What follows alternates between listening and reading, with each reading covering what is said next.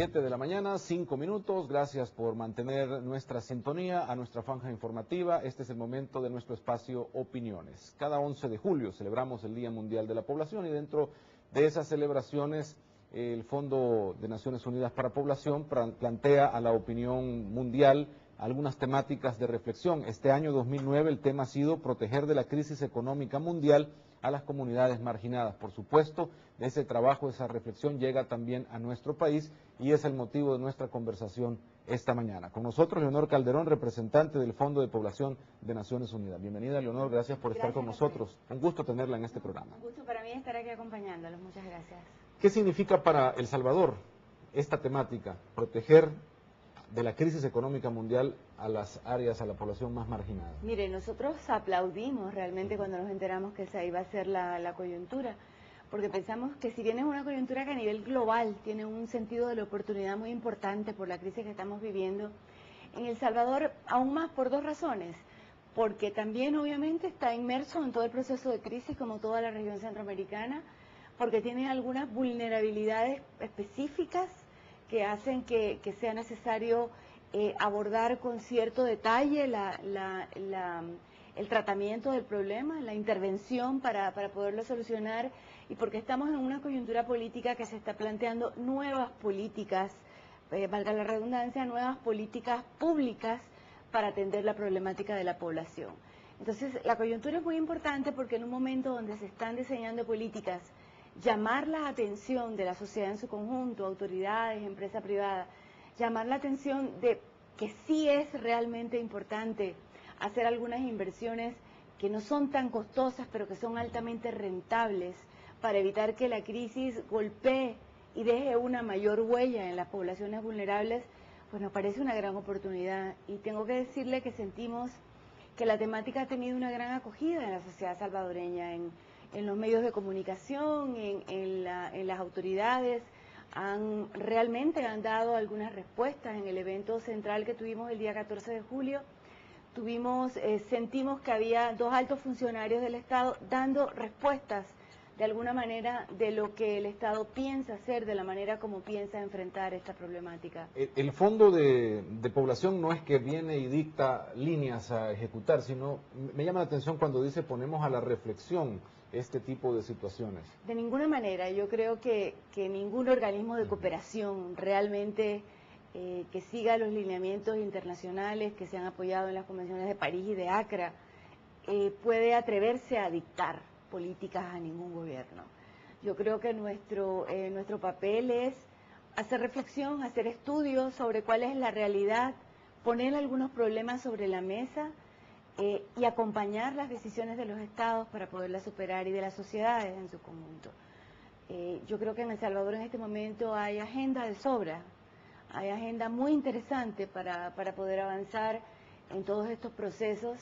Y a nosotros nos corresponde acompañar esos esfuerzos, acompañarlos poniendo a la disposición los mejores avances, los mejores estudios, los mejores técnicos que puedan haber, nuestra experiencia y las experiencias de otros países, el hecho de ser organismos de carácter internacional, que en el caso del fondo tiene presencia en más de 140 países, pues nos permite ver qué experiencias han sido exitosas en algunos lados, nos permite afirmar con categoría, por ejemplo, qué tipo de inversiones sociales pueden ser rentables y recomendamos que no sean dejadas de lado, ¿no?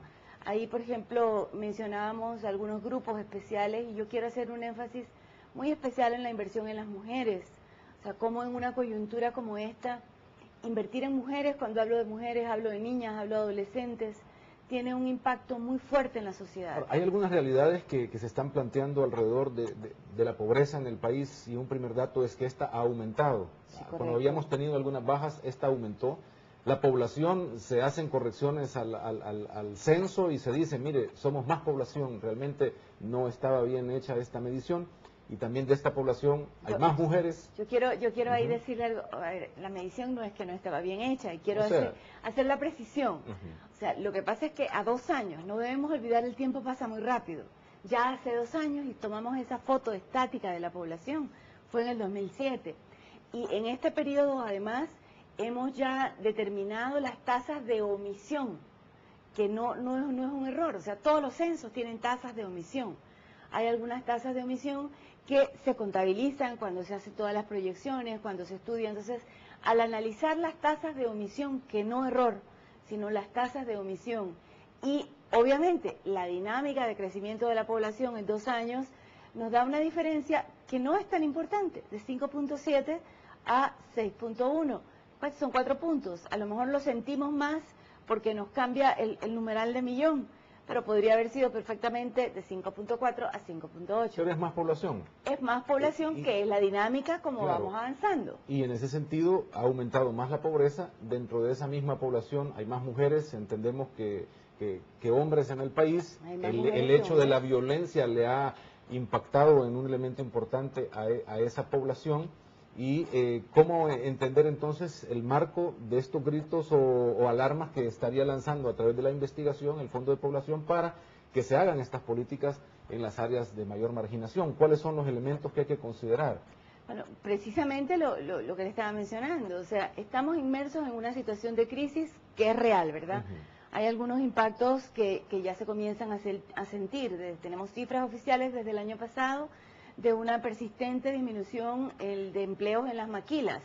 A diciembre del 2008 se habían perdido más de 4.000 empleos en las maquilas.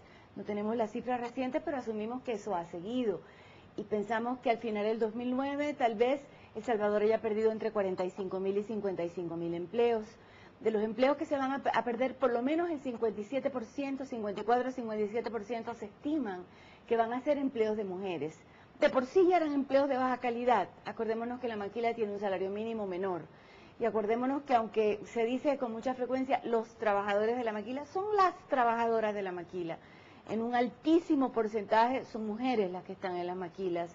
Y ya de por sí tienen bajas coberturas, tienen bajos salarios, tienen toda una serie de problemas. Esto se pierde no porque se cierren en El Salvador, porque se están cerrando los mercados, porque los mercados que importan esos productos están comprando menos, porque ha habido una restricción muy importante del comercio regional, se ha desacelerado, porque las remesas han disminuido y porque los hogares más pobres, que son los que básicamente los fundamentales receptores de remesas, porque las mujeres son mayoritariamente las receptoras y las administradoras de remesas. Entonces, por eso sí nos atrevemos a decir con mucha certeza de que es un segmento al que hay que tenerle un gran cuidado en el momento de la crisis.